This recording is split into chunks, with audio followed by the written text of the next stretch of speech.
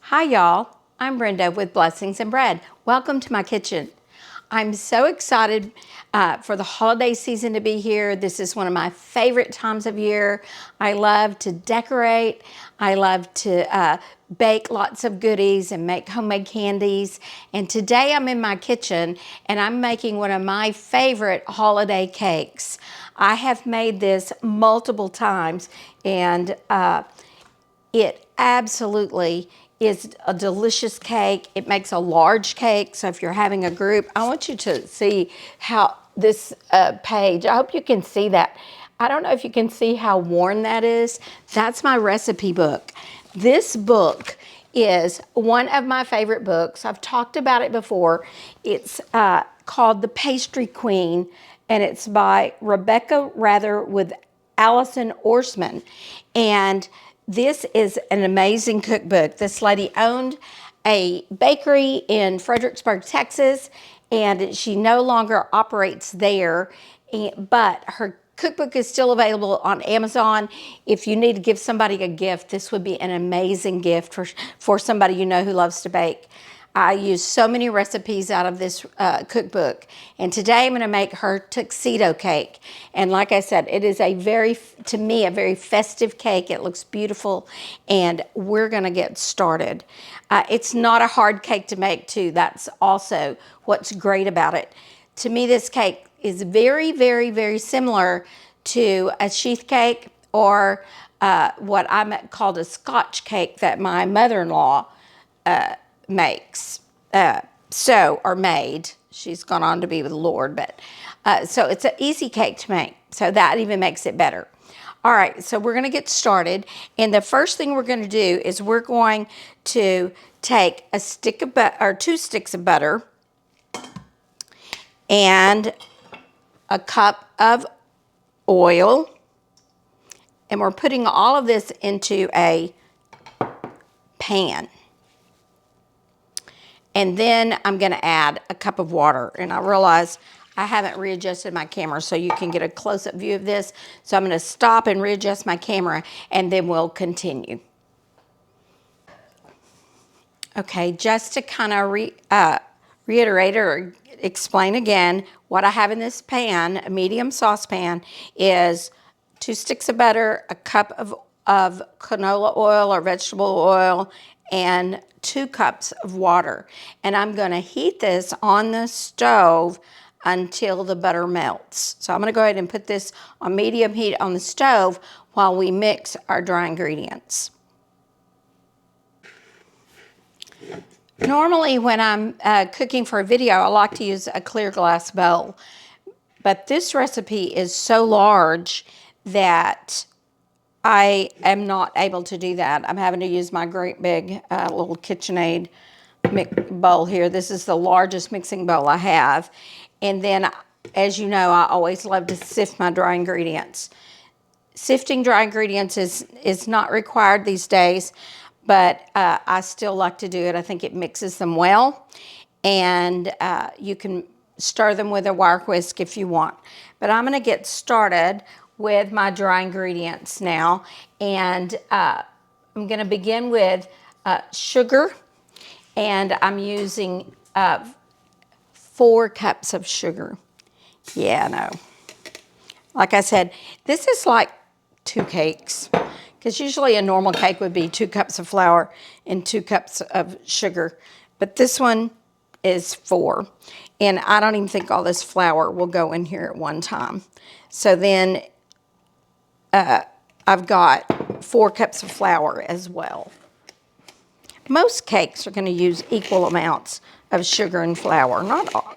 I don't know that all cakes do, but I find that that's a pretty usual kind of ratio in most cakes.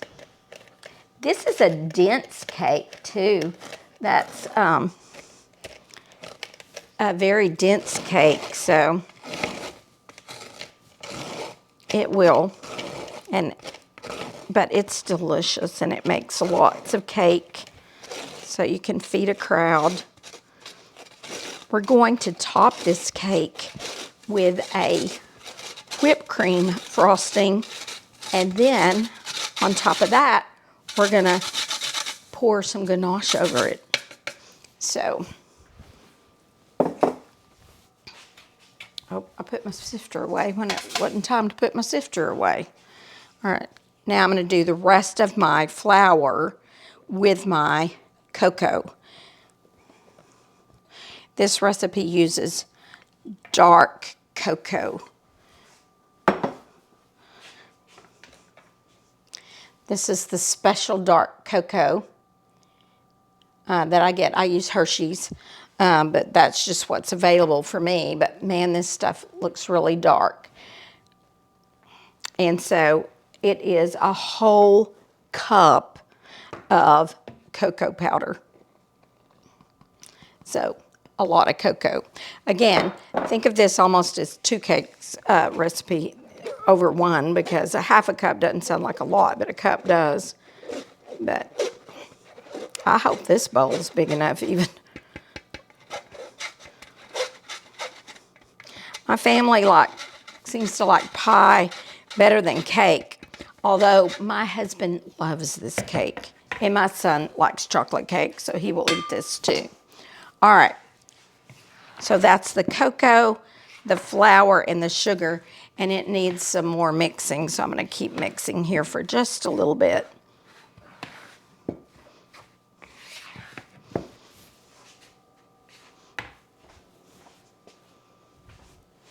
Checked on my butter over there to see. I just have to really heat that pretty good and hot, and I want that butter to melt. All right, this seems to be, whoop, I'm such a messy cook. It's going everywhere. Out of the bowl. All right. I told myself I wasn't going to say all right a million times in this video, but I'm already doing it. Next, we're going to add the fat and that water and butter to this pan and mix all that together. So we're still waiting on that to melt. And when that gets ready, I will be back. So this is our dry ingredients all mixed together. And then some of our wet ingredients at least are on the stove melting. So as soon as the butter's melted, I'll be back. All right, my butter and canola oil and water is all combined in this pot, and now I'm going to add it to my cocoa, flour, and sugar. So I'm just going to pour that over that and then stir it in. Like I said, this pan's going to get really full.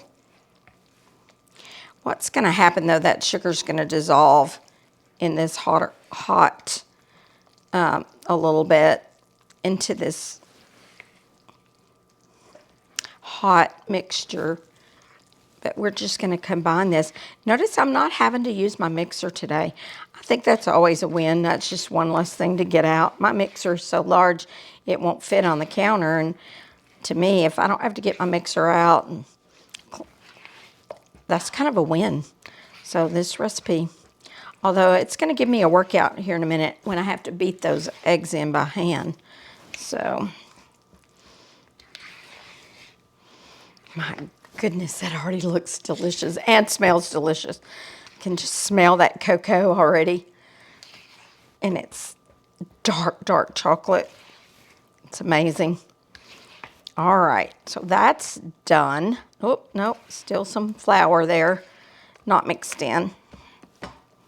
Want to mix that really well.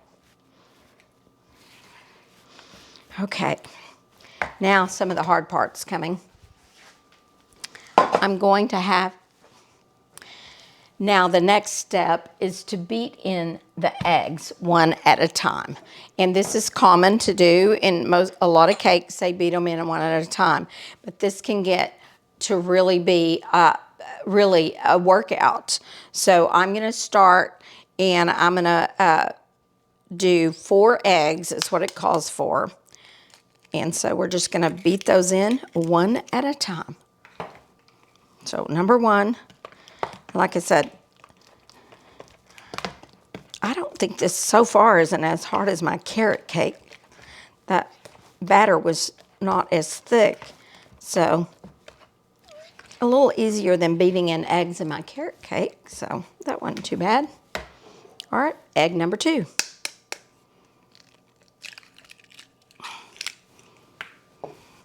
My eggs are at room temperature.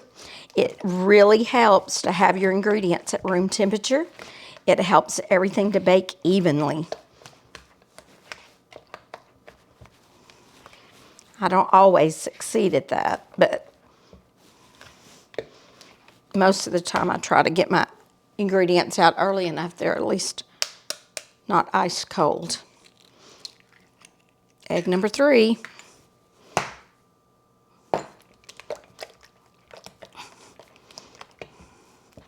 This big spatula is coming in handy today. I got this big spatula when I went to my cooking classes with the French chef. I talked about that before in some of my videos.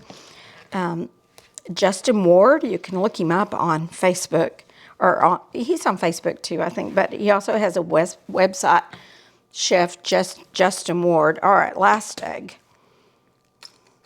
But you can look him up, but about 3 times now, I have gotten to attend a cooking class with Justin, and Justin is a trained chef who was trained in France. He actually lives in France. He's married to a French woman, but he's from Nacogdoches, Texas, so it doesn't really seem like he ought to be a French chef, but he definitely is. And he knows what he's doing, and I've taken several of his classes. And he sells a few things, and this big spatula is one of the things I bought at my classes. All right. I think we've got all those eggs beat in. That was a workout, but it was easier than my carrot cake, so I'm not complaining today. Oh my goodness, this smells good. I love chocolate though. All right, the next thing we're going to do is whisk in the buttermilk, and it calls for a cup of buttermilk. So this shouldn't be too hard. I don't think I'll whisk too much. My pan is so full. If I whisk too much, it's going everywhere. Try to stir carefully.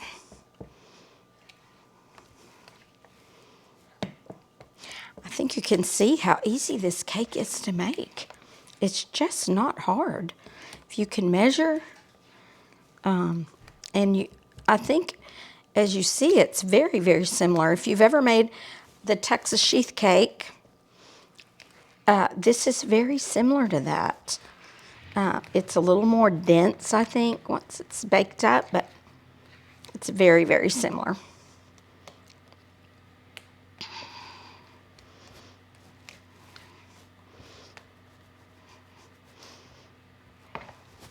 Okay, now that's in. All right, now I am going to add, it says to add the baking powder, or baking soda. This recipe only calls for baking soda. To add the baking soda, the salt, and the vanilla all at one time. So I'm going to push this forward a little bit so that I can measure my baking powder or baking soda and my salt and vanilla. All right, baking soda, it calls for a whole tablespoon. I kind of, most of the time when I'm making a cake, I'm going to put the baking soda in with the dry ingredients, and she doesn't do that. And I think, just from what I know about what's going on, the chemistry of what's going on when you bake a cake, is I think we're leaving this baking soda to the end so that to mix in with the sour, the acid in the buttermilk, because between the baking soda and the buttermilk, that's where our leavening agents are. And once I add this, that's immediately going to start a chemical reaction of creating gas, which is what gives our cake lift. All right, it calls for only a half a teaspoon of salt. I'm gonna put that in there. And then it calls for a whole tablespoon of vanilla. So I'm gonna do a whole tablespoon of vanilla, and I'm mixing all these together in this little bowl first. I'm gonna mix it together here, and then we're gonna dump all this in at the same time. Like I said, it's the only recipe I know that does that, but I think there's probably something to do with the process and the chemistry that's going to go on in this cake, because now the chemical reaction is starting in this cake, and that the acid in the buttermilk is interacting with the baking soda and creating a gas to give little bubbles, which make our cake rise. All right, now, as always, I'm double checking my recipe before we go on. Oh, I just spilled some precious vanilla. That stuff is so expensive. Can't believe I wasted vanilla. I try to always put that lid on immediately. All right, so we're going to double check the recipe. We have a cup of unsalted butter. We have 2 cups of water, a cup of canola oil. We have 4 cups of sugar, 1 cup of high quality unsweetened cocoa powder, 4 cups all-purpose flour, 4 large eggs, 1 cup of buttermilk, 1 tablespoon of baking soda, a half a teaspoon of salt, and 1 tablespoon of vanilla extract. I didn't leave anything out. So let's now put these in the pan. Now, I'm making these today in 2 10-inch round pans. You can do it in 3/9, but I have found that this is such a lot of cake batter that even the 9-inch cake looks great, but it's very tall. And when you slice it, for me, it tends to want to fall apart a little bit. So I like to make it in the 2 10-inch pans. But again, you can do it in 3 9-inch. You can really do this in a 9x13 pan. Actually, it'd probably take 2 9x13 pans for as much cake batter as we have. So now, what I'm going to do is use my scale to make sure that both of my 10-inch pans get the same amount of batter. And this may be a little bit of a messy job. I'm going to do what we call a tare. So I'm zeroing out my scale. I took out the weight of the pan. And so now this is a real, as you can see, it's a very runny cake batter. So I'm going to pour this now into this pan. I'm going to try to just guess about half of it at this point, and then we can even them up in a minute. All right, we're going to stop right there on this pan, and at this point I have 1,019 grams or kilograms. All right, now I'm going to pour into this pan. So these are going in the oven at 350 degrees, and they're going to bake for 35 to 40 minutes. And I'll be back when they're done and ready to frost. All right, both cakes are done. They've been out of the oven for a little over 4 hours, cooling on wire racks, and they are completely cooled. And this is very important because we're going to make a whipped cream frosting and frost these with whipped cream. So let's get started with that part. And I'm going to get my bowl out of the freezer. I've had my bowl and my wire whisk chilling in the freezer. This whipped cream icing is very easy to make. I'm using 32 ounces of heavy whipping cream. I have chilled my bowl, as I said, so it's nice and cold, and my whisk is cold.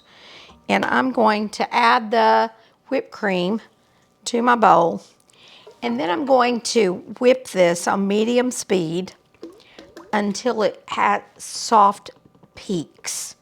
So, and like I said, this is super easy. It's really just whipped cream with a little powdered sugar in it. So we're gonna get this started. We're gonna whip this until it is soft peaks.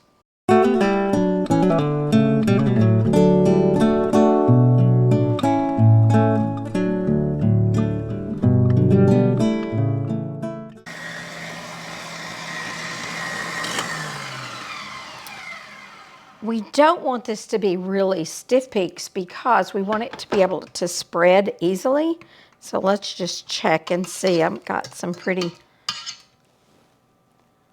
good, I think it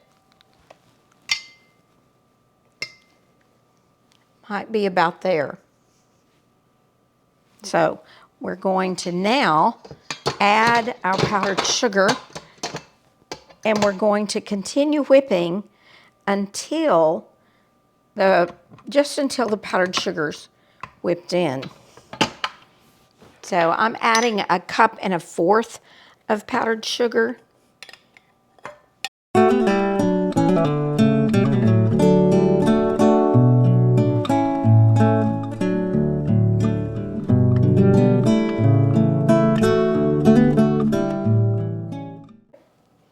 So I think we're ready to ice our cakes. I keep calling these cakes as in plural, but basically it's one cake, but 2 layers.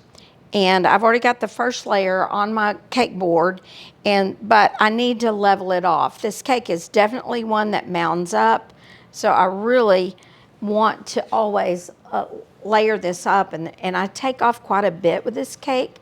This cake is very thick anyway, so I just very carefully try to go across as level, keeping my knife as level as I can. And then I can just lift this off, and I always save this in a bowl, and we can eat it later. So I'm going to begin by trying to put about 1 cup of frosting between the layers. It may take a little more than.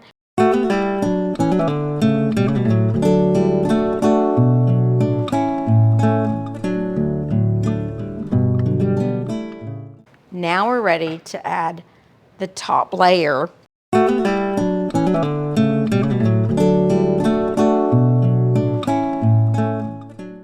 I am taking this cake to church. Seems like that's what I'm always doing. But it's Christmas time for us to celebrate with the women. And we're having a craft dinner night. And I was asked to make a dessert. So I chose to make this delicious chocolate cake. It just looks festive. Now we want to put whipped cream on the top layer. And again, I want to put enough so that when I ice it, I don't get crumbs in the frosting.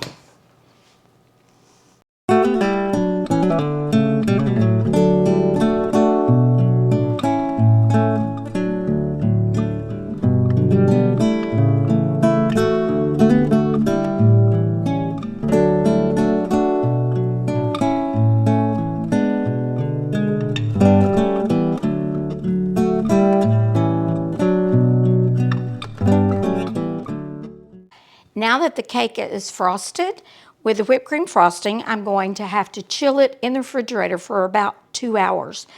And really longer is better, but I'm short on time today, so 2 hours is about all I'm gonna have. But so I'm gonna put it in the refrigerator, let it chill, so this frosting will harden up a little bit. Then we're gonna come back and make a delicious dark chocolate ganache to pour on the top. So we'll be back. While my cake is in the refrigerator chilling, I'm going to go ahead and begin to make the ganache glaze. Ganache is normally made from chocolate and whipped cream. And for this recipe, though, I'm going to actually add some Karo syrup and some vanilla. So we're going to begin, though, by taking a half a cup of whipped cream, heavy whipping cream, and I'm going to put it in a pan. I'm going to put it on the stove, and I'm going to heat this till it begins to steam. The whipped cream is now steaming, as you can see, and so now I'm going to pour that over 4 ounces of chocolate chips. The recipe calls for bittersweet chocolate, and I do not have any of that today, so I am just using semi-sweet chocolate chips, which will not be as dark flavored, but it will work fine. But I do like to usually use a darker chocolate when I do this. I'm just out of it and forgot to put it on my Walmart list. I'm going to let that set a few minutes and kind of let it melt those chocolate chips before I begin to stir it. We're making this ahead of time, and once I get it all made, we're going to have to let it set for 10 minutes and cool down before we can pour it on our cake. So yes, I can already, I don't know if you can see, but those chocolate chips are already melting. So now I just need to stir all of that together and make sure all of the chocolate is melted and mixed in with the whipped cream.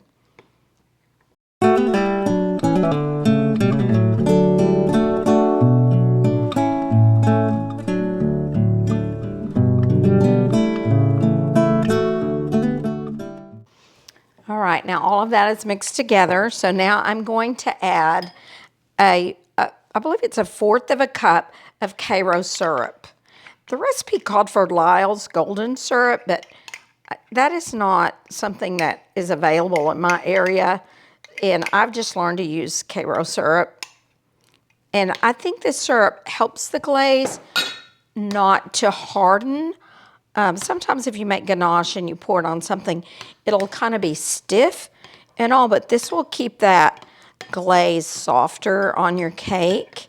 So I'm stirring that in, and then I'm also going to add 2 teaspoons of vanilla. And that's all there is in this glaze. Once I have all of this mixed together, I'm going to put it in a measuring cup so I can pour it. The reason I did not mix this in the measuring cup is because this the milk heats this bowl up, and that would keep it from cooling down as quickly as it needs to.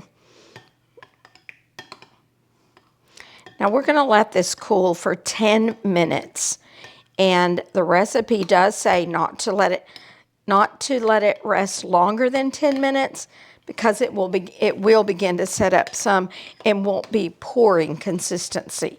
All right, so we're going to transfer this into a measuring cup so that we can pour it. I'm going to set my timer for 10 minutes, and then I'll be back with my cake, and we will finish off the cake by pouring on this delicious ganache glaze. My ganache glaze has been sitting for 10 minutes, so it's now time to pour this glaze over our cake. And we want it to just gently kind of spill over the sides. Now we don't want it to cover completely the sides because we want to see some of the chocolate peeking out, but we want the entire top of the cake covered with chocolate. So here we go, and I've placed wax paper underneath my little cake stand here because I am suspecting that it's going to run off, and then I'll just have to clean up afterwards. I'm just going to start in the middle. Actually, I'm going to kind of come to the edge so that I can kind of control a little bit here how it's going to run down. Just run it along the edge because I don't really want large amounts of the chocolate running off the edge. I want to keep some of the whipped cream showing through. All right, now we're just going to finish